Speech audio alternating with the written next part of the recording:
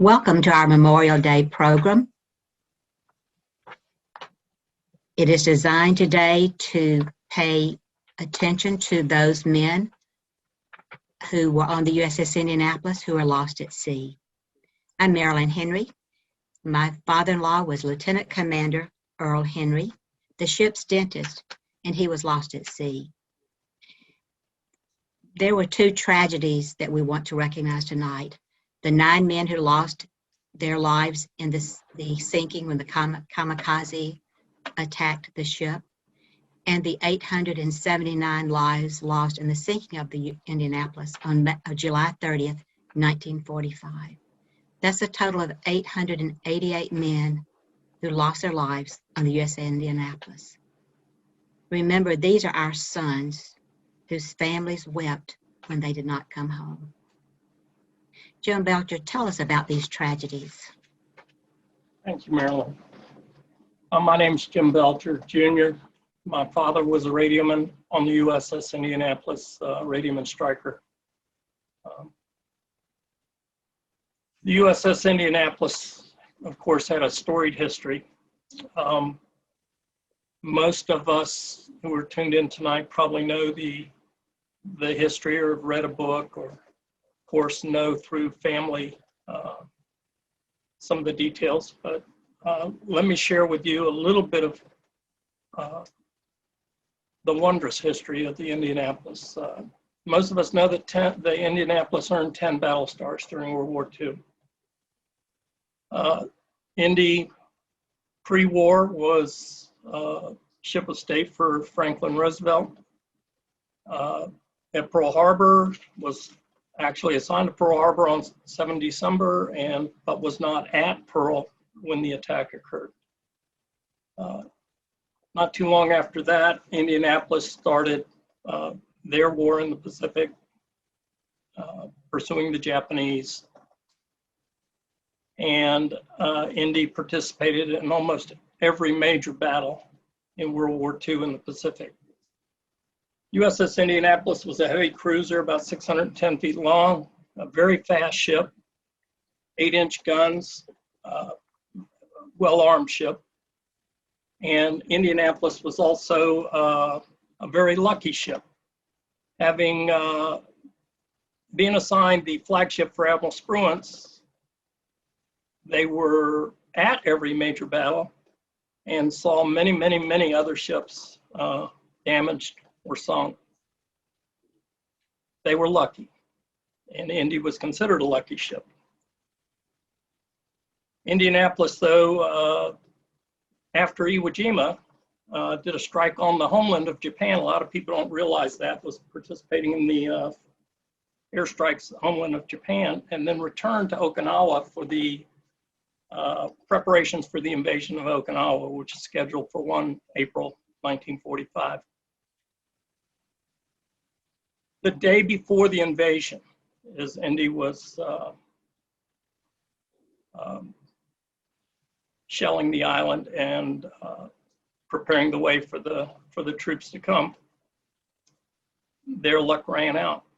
Indianapolis was struck by a kamikaze. As best I can tell, it was a Ki-43, what we call an Oster. She took severe damage to the stern, and sadly, 9 of our crewmen passed, and many were injured. Indianapolis was returned to the United States, to Mare Island, and at Mare Island began the long and arduous task of repairing the severe damage that she had suffered. During that time, Indianapolis was also having a major crew changeover, and about a third of the crew, of the original crew that was on it at Okinawa, were transferred off, and many of those crewmen had served many, many years aboard Indianapolis, knew most of the remaining 2/3 of the crew that stayed, and oftentimes we hear the stories from the survivors of the Indianapolis who were on that final cruise, but we forget that there were about 400 crewmen who knew so many of those boys. The Indianapolis then was tasked with taking the atomic bomb to Tinian. We all pretty much know that story, and were taken from Tinian, returned to Guam, and on the 28th of July, 1945, got orders to transit to Leyte in the Philippines to get ready for the invasion of Japan. Sadly, Indianapolis's luck again ran out, much more tragically. 2 days into their transit to Leyte, the Indianapolis was sighted by the I-58 Japanese submarine. 2 torpedoes slammed into her starboard side. As best the crew and historians can determine, about 300 of the crew went down with the ship. It sank in 12 minutes. Of the 900 or so that got off the ship, they spent 5 nights and 4 days trying to survive, many with horrendous injuries, burns. Of those 900, only 316 were pulled from the water and made it to land and are considered survivors today. We lost 879 boys that night, that week. The Indianapolis story is 879, and as Marilyn said, plus 9, because we lost 9 boys due to the kamikaze attack at Okinawa. So we want to remember all of these boys. We want to remember all of them. Following the sinking, the rescuers and recovery people spent many, many days, even after they found the last survivor, trying just to locate one more. They were unsuccessful, but they were successful in identifying several of the lost at sea, but not enough. They continued that search, and to this day, we remember all of the 879 that were lost in that final sailing.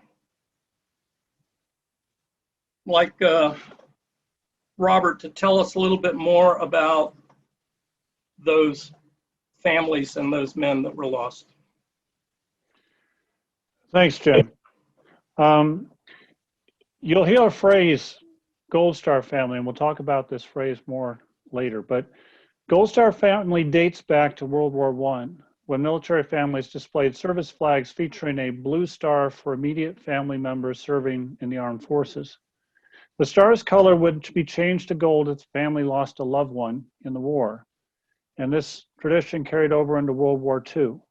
So from a crew of 1,195 aboard the USS Indianapolis on July 30th, 1945, 879 blue stars changed to gold, adding to 9 gold stars from crewmen killed off Okinawa. Each Gold Star family received a notification from the Navy about the death of their loved one and would ultimately receive a Purple Heart mailed to the address of the insurance beneficiary.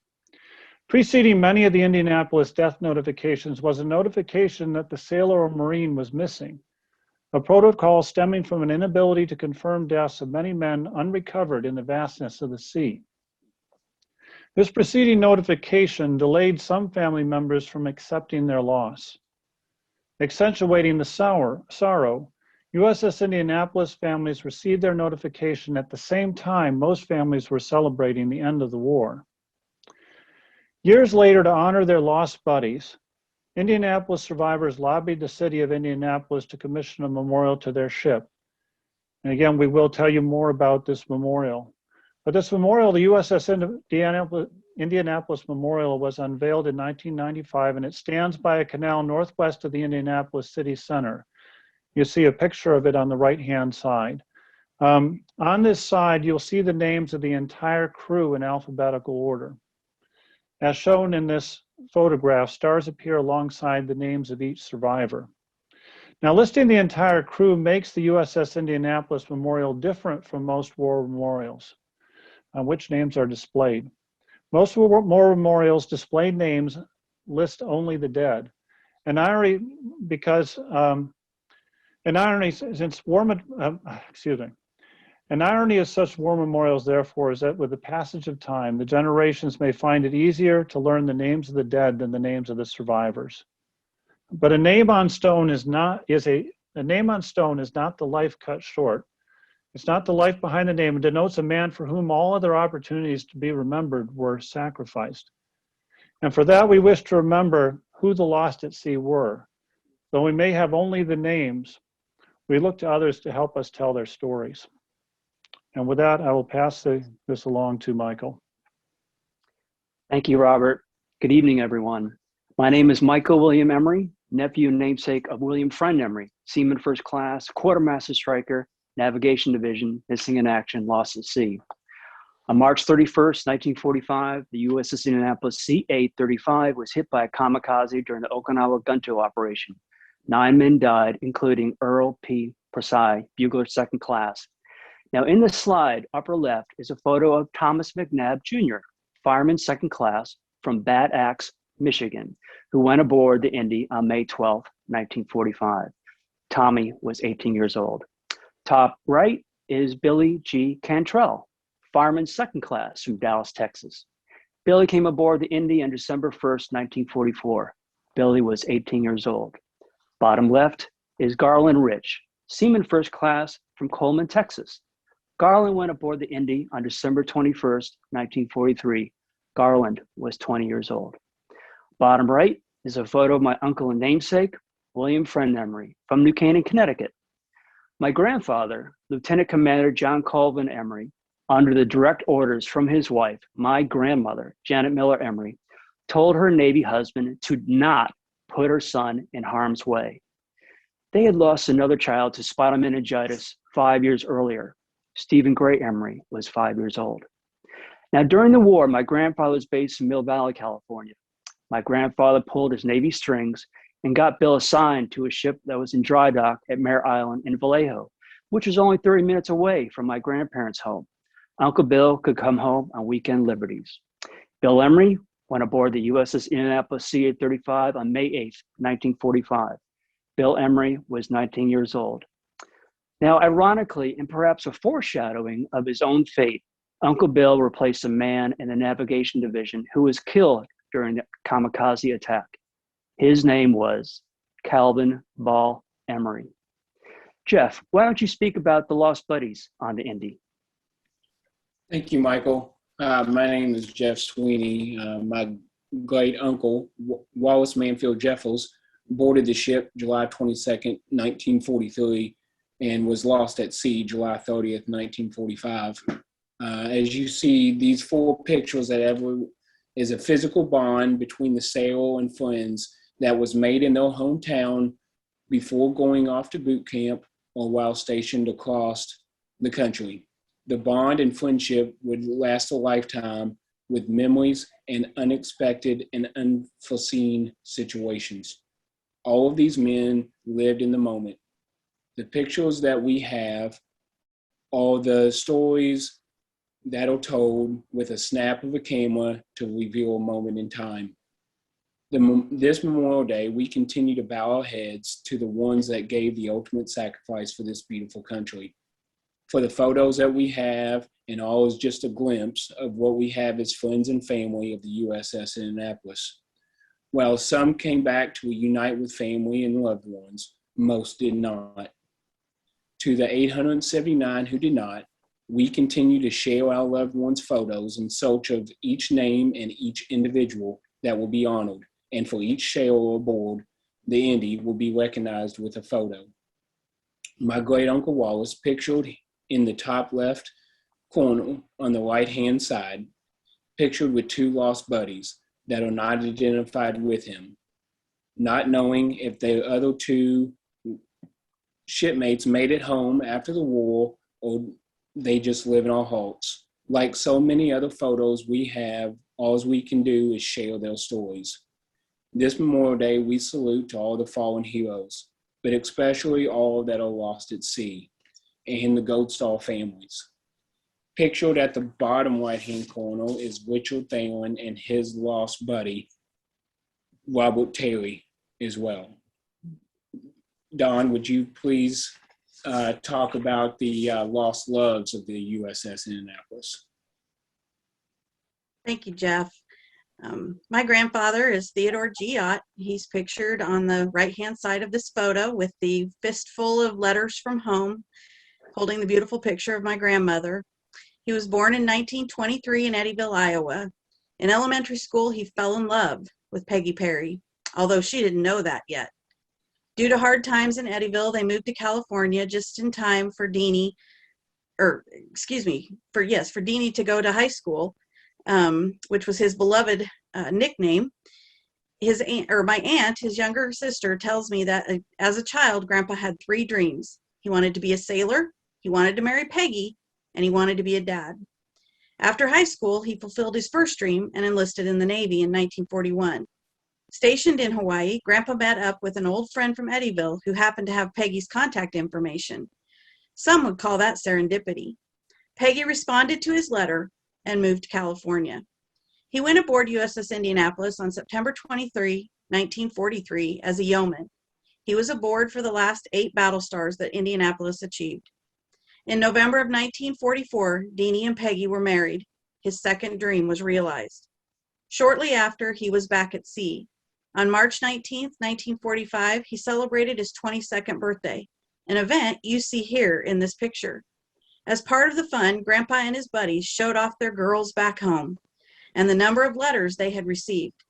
The letters they received helped to keep home close to their hearts, and maybe there was even a bit of competition about who received the most. Just a couple of weeks later in Okinawa, a kamikaze dove deep into Indianapolis, taking the lives of 9 of her sailors and creating a giant wound that had to be repaired. They turned from the war and limped back to San Francisco. Grandma and Grandpa were able to spend some time together as the ship was repaired. When July came and Captain McVeigh got his secret orders, my grandpa, as a yeoman first class, could tell that something unusual was afoot. He expressed his unease to my grandmother, even considering going AWOL. His anxiety was high. Grandma reminded him of his dreams, his commitments, and he returned to the ship. He chose to leave his worldly possessions at home. My grandmother carried guilt to the end of her days that she had encouraged his return. Unbeknownst to Grandpa, a letter was soon to be sent, hoping to meet up with him when the secret mission was complete. A letter that would be returned to my grandma unopened. She was pregnant. His third dream was fulfilled, although he would never know. In February of 1946, my grandmother gave birth to twins, my dad named after his father, and my aunt named after my grandma. And how many other lost love stories could be told? And with that, Earl, can you share with us about lost talents? Okay, thank you, Don. Tonight, we're honoring the 888 men who died on the Indianapolis, including the 9 at Okinawa and the 879 men who were lost at sea. And I want to talk a little bit about the talents that were lost by the deaths of the 888 men.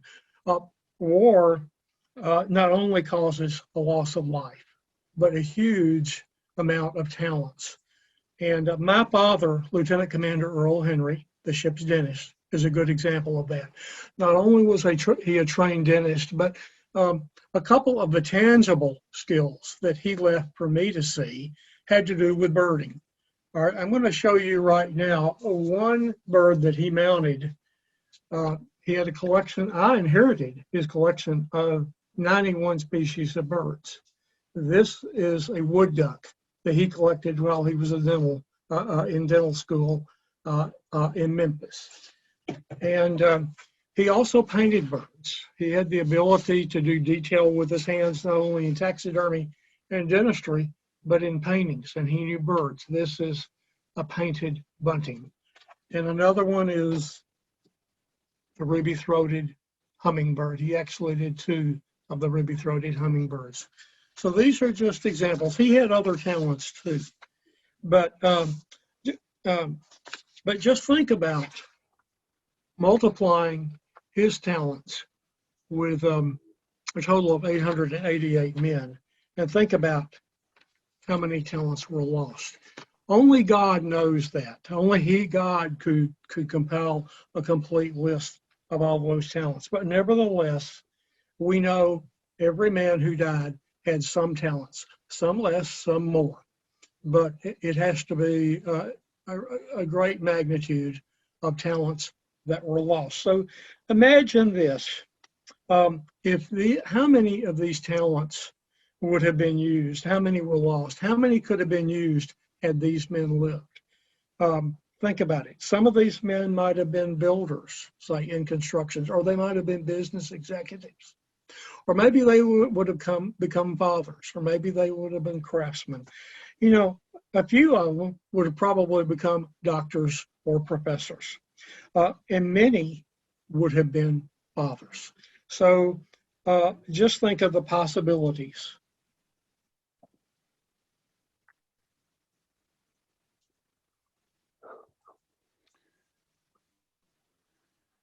USS Indianapolis was one of many ships that many countries lost during World War II. Ships such as the HMS Dunedin, the USS Juno, the SS Cape San Juan, and the RMS Laconia had crewmen and passengers who survived for days adrift. Most of these stories have largely been forgotten outside of the families of those aboard. The Indianapolis, through her appearances in many books and in the popular culture, is comparatively better known, and her servicemen can, at least partly, speak to others. 3 out of 4 crewmen aboard the USS Indianapolis on July 30th, 1945 remain at sea. An estimated 1 in 4 went down with the ship. The rest drifted with their buddies for the time they remained alive. Afterward, after the rescue and the clearing of the sea by the crews of the recovery ships, and for more than 7 decades following the sinking, the ship's resting place on the seafloor remained unknown. For many survivors and their families, and for the longer list of families of crewmen lost at sea, her unbroken peace in the ocean deep was as it should be. On August 19th, 2017, however, the sunken Indianapolis was found, the greater part of the ship resting upright in the Marianas Basin of the Philippine Sea, 3 miles deep in an abysmal plain of settled clay and silicon, under the crushing water pressure of 8 tons per square inch. She was discovered by an oceanographic team aboard the RV Petrel, a 250-foot research vessel owned by Microsoft co-founder Paul Allen. The bow of the Indianapolis emerged first, displayed on video screens viewed by operators controlling a robotic undersea rover aboard the Petrel. The bow was lying sideways, positively identified by the numeral 35 painted on the exposed starboard side. The rest of the ship was found standing tall and nearly intact a mile away. The water surrounding the Indianapolis is ice cold, slow on oxygen and barely moving. The conditions ensured the Indianapolis looked within the spotlight of the undersea rovers, and you can see on the images shown here, much like she would have looked 72 years earlier. She retained her teakwood decks. Her metal surfaces still displayed their coats of regulation gray and blue-gray paint. Rust and incrustation had yet to overcome her, as it would have if she had sunk in shallower and more oxygenated waters. So several expeditions to find the Indianapolis had been launched before 2017. All had failed to find any trace of the ship. And there was a reason, therefore, to celebrate among Paul Allen's team, but also a responsibility. The team had found, as Dick Thalen would say, a tombstone for 300 to 400 men. So before releasing a statement to the press, the Petrel team began a series of calls to selected members of the Indianapolis Legacy Organization. These members in turn called family members associated with the ship. Michael Emery remembers receiving his call. Thank you, Robert. I will never, ever forget August 19, 2017. Through the years, I've had many discussions and debates on whether the Indy should be found or just let her rest where she sank. It is a graveyard, and I did not want to see it disturbed. One morning, I woke up with 2 voicemails on my cell phone.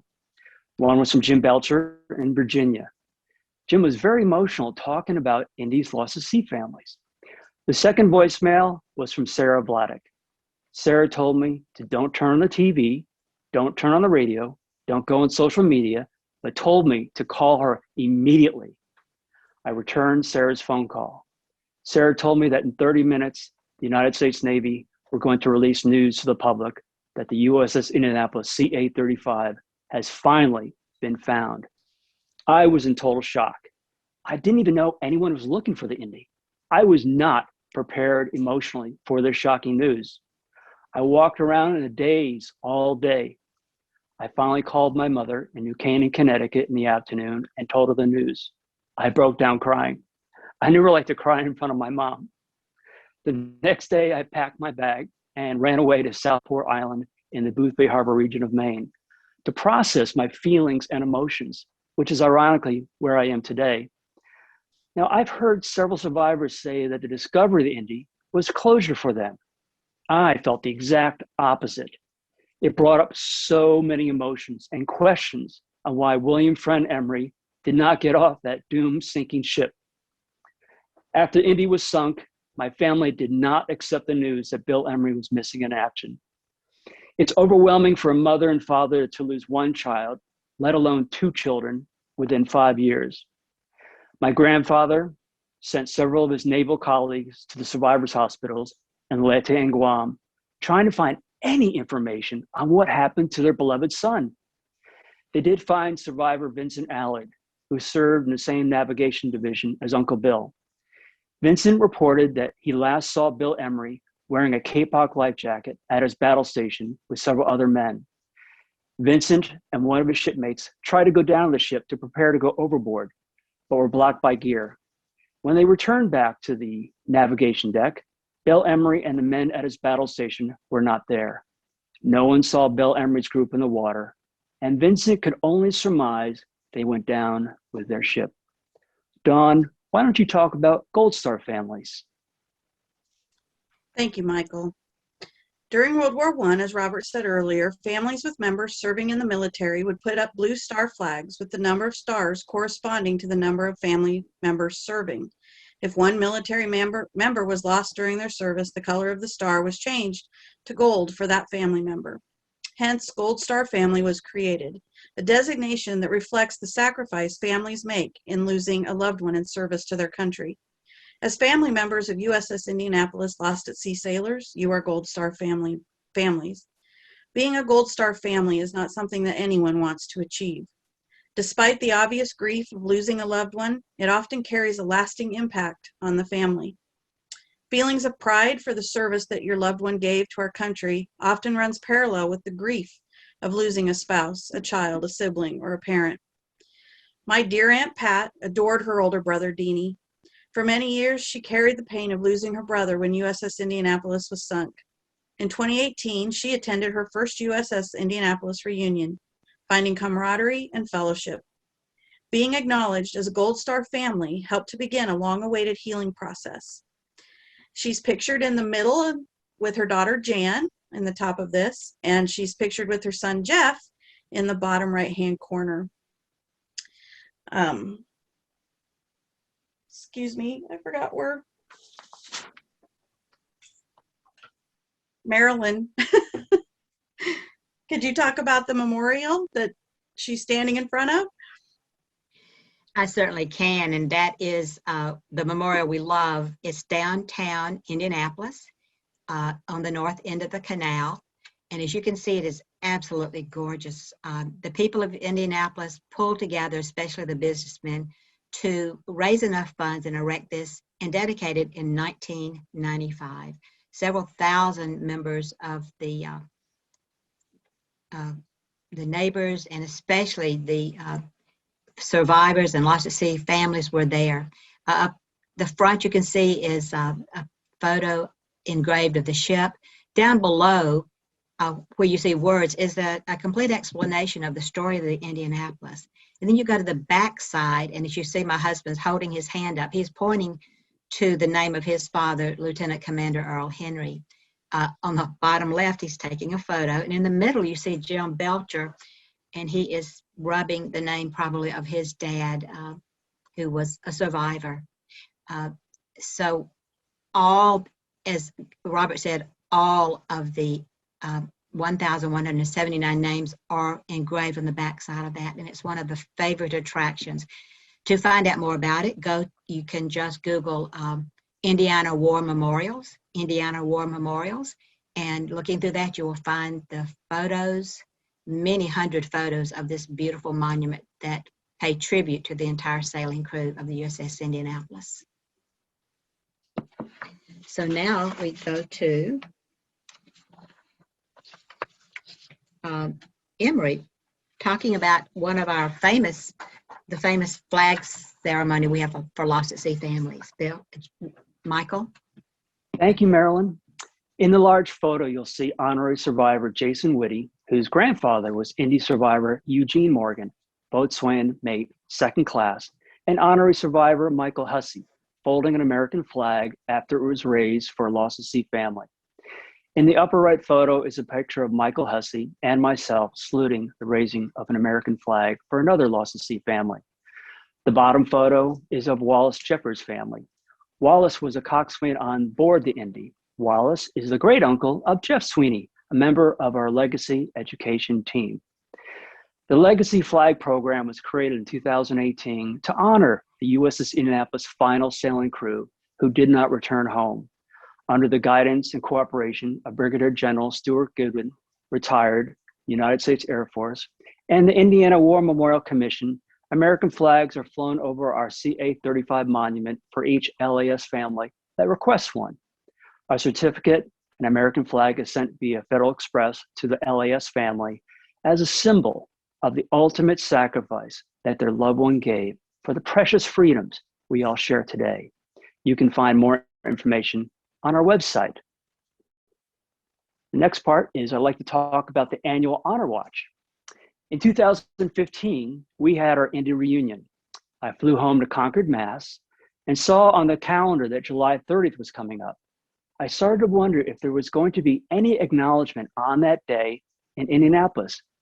I couldn't just sit in my home and do nothing on a day that changed my family's life forever, a day which has haunted my family for over 70 years. So I emailed Brigadier General Stuart Goodwin and asked if they were going to do anything on July 30th to honor the memory of the 879 Indy boys that did not come home. I wrote that if there was nothing planned, I had some ideas on how to commemorate and honor that day. The general quickly emailed me back and said to call him. Well, when a brigadier general says to call him, I couldn't dial his phone number fast enough. I shared with the general about coming down to Indianapolis, laying a beautiful wreath of remembrance at our CA-35 monument, and stand watch all day and into the evening, sharing the Indy story, and explain who William Friend Emery was, with his Purple Heart, his last poignant letter to his grandparents in Madison, Wisconsin, Captain McVeigh's handwritten letter to my grandfather, and even Super 8 black and white and color videos of Uncle Bill and my family on my cell phone. The general said he would alert the media and send an email to his colleagues about what we had planned. Honorary survivor Jim Belcher heard about our plans and was so inspired, he drove 9 hours to stand watch on our first inaugural Honor Watch. Honorary survivor Michael Hussey also joined us. This year will be our 6th annual Honor Watch. It gets bigger and better each year. I encourage anyone who is a lost at sea family, survivor family, rescue and recovery crew family, honorary survivor, or a special friend to the Indy story to come on down and join us. It's an emotional day, but also a day of healing. There's no place I'd rather be than with my Indy family on July 30th.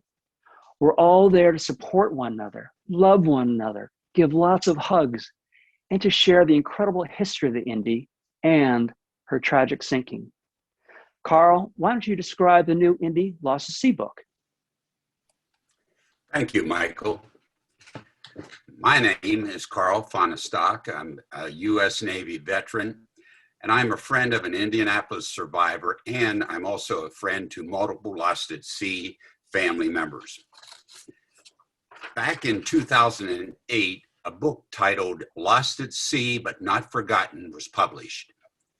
This year, the Legacy organization is planning to write a new Lost at Sea book.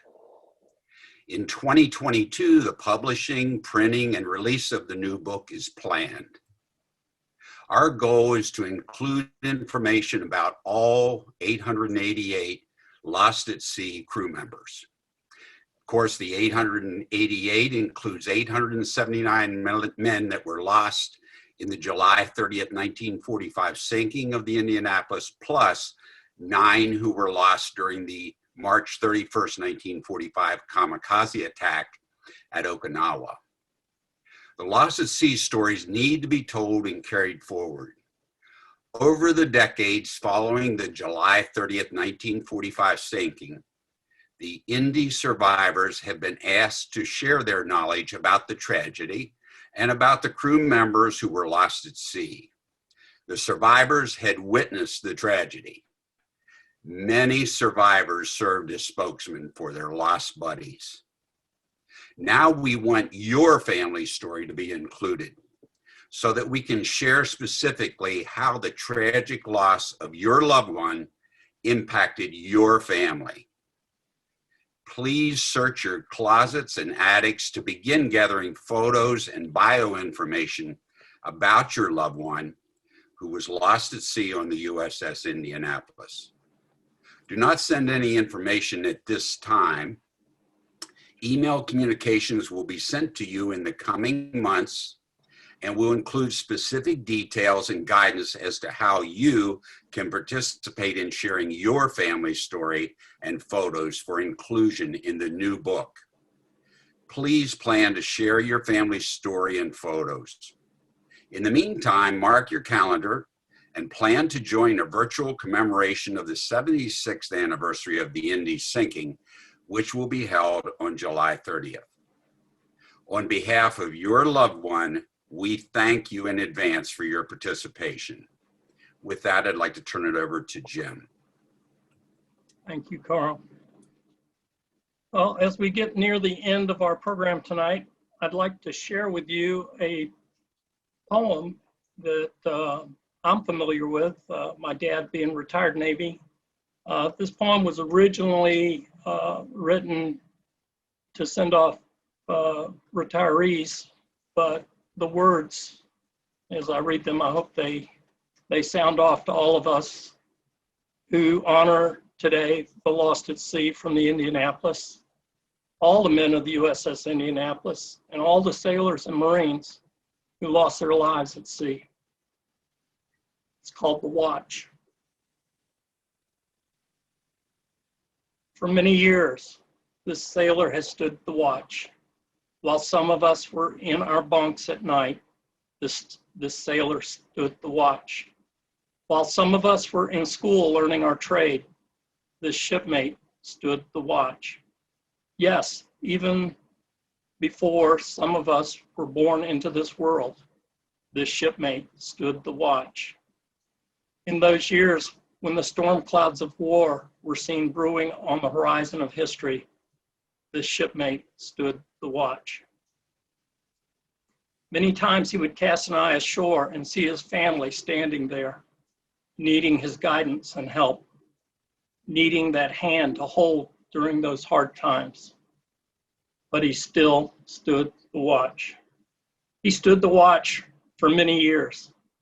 He stood the watch so that we, our families, and our fellow countrymen could sleep soundly in safety each and every night, knowing that a sailor stood the watch. Today, we are here to say, shipmate, the watch stands relieved. Relieved by those of you have trained, guided, and led. Shipmate, you stand relieved. We have the watch. Bosun, stand by to pipe the side. Shipmates going ashore. With that, we have some final words from Michael. Thank you, Jim. As an Indy Gold Star Lost at Sea family, two of the most emotional days for me is July 30th and Memorial Day. I reach out to my fellow LAS families today with love and remind you, you are not alone. If you are having a difficult day today, please reach out to your family, your friends, or to your Indy family. We care. We are here to listen. We are here to comfort you and remind you that you are in our thoughts and in our prayers. When I'm feeling sad and emotional about the loss of my uncle and namesake and the effect it had on my family and myself, the greatest healing words anyone can ever ask me are, tell me about your Indy loved one. My frown gets turned upside down real quick. Do you know what my first thought is? I wonder how much time this person has to hear about William Friend Emery. Thank you for listening. I send everyone much love and peace. From Ellis Burroughs to everyone, thank you for the family of Robert Leroy Slattler, lost at sea July 30th, 1945.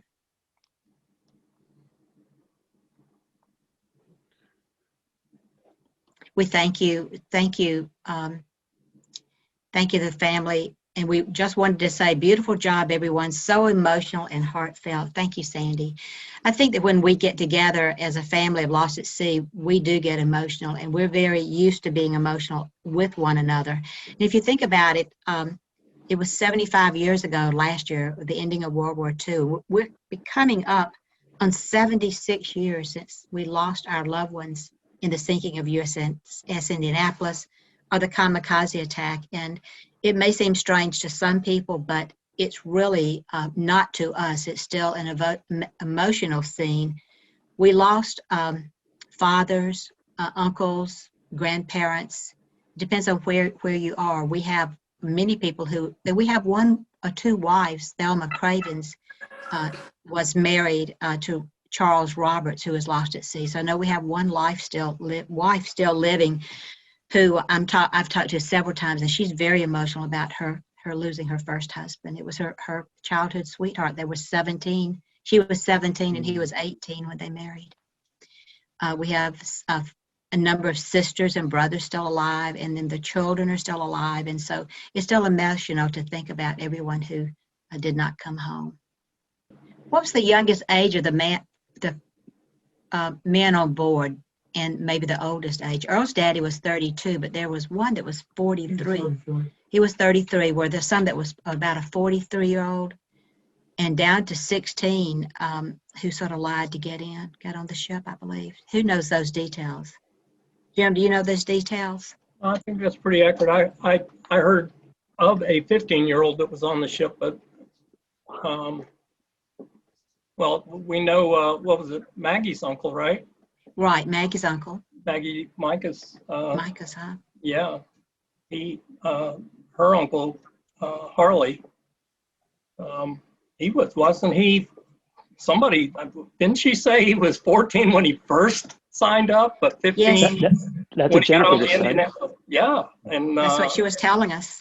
His sister signed for him as his mother. His sister signed as his mother to get him on the ship, and how tragic that was with him being lost at sea, and the burden that his sister must have carried all her life. It's just it's unbelievable. Cameron Dillard is expressing what a beautiful tribute. We will never forget Uncle Deanie's sacrifice and feel such a connection to everyone we have. I have to admit that I think Theodore Giat is one of my favorite men to talk about because of his 3 wishes. He was, and then the birth of the children, the twins, without his knowledge. That was very, very sad.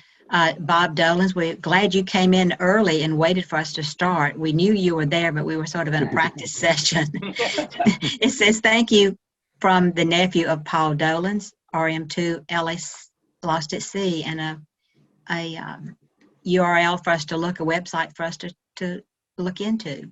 From our friend Jennifer Brunson, Carl Smith was 14. Oh, Incredible. right. And he turned 15 in December, but boarded in October. Yeah. So that answers one of the questions. Yeah. And Skylar Berg says, I enjoyed the reunion 2 years ago with my granddaughter and my great-grandson, Helen McCurdy. Thank you. Great. Jason says to everyone, beautiful tribute. Thank you, Jason. And everyone, how much effort was given to locating all of the men? That's you know, I can see that's a thought that we talk about rescue and recovery, Yes. but once the survivors are rescued, how much effort was Tremendous put effort. forth to trying to locate other people? Okay, Jim, tell us. Yeah, many people don't realize it wasn't just a Navy effort. The Army was also involved with aircraft. More than one seaplane landed, hoping to pick up survivors.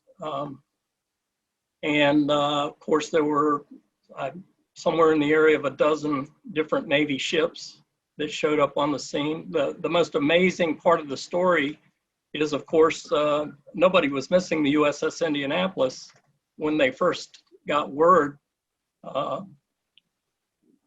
because of Chuck Wynn's spotting of the oil slick and then heads in the water. They had no idea who was out there.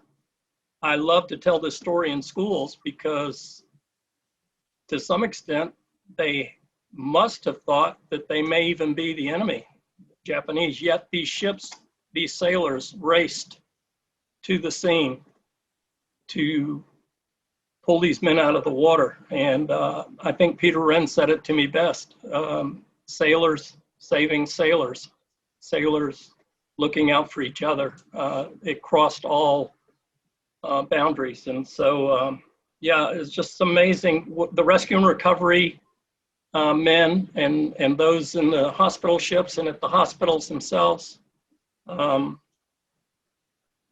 you just can't give them enough credit. They were so young. They were as young as our Indianapolis men, and they were seeing things that no 16, 17, 18-year-old young man should have to see, and they certainly were not prepared for it. I've read about the recovery.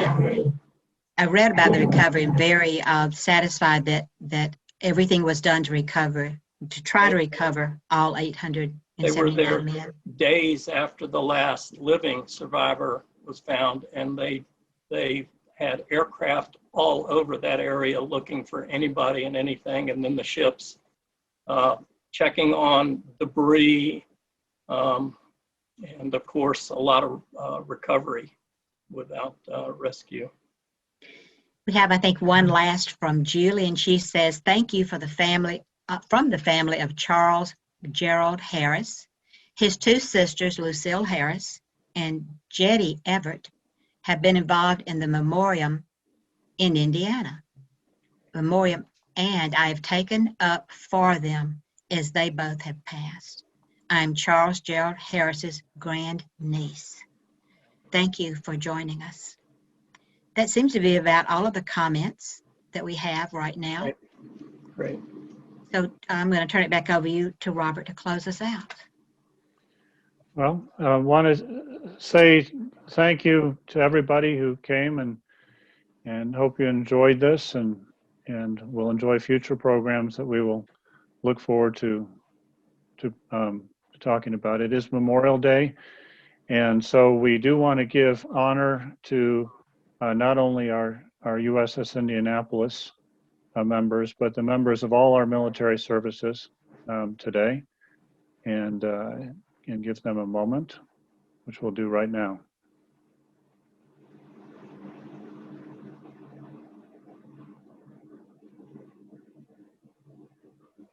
And thank you.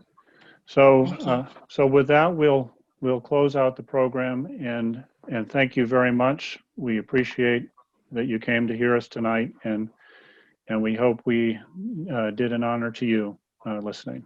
Thank you very much. Thank you.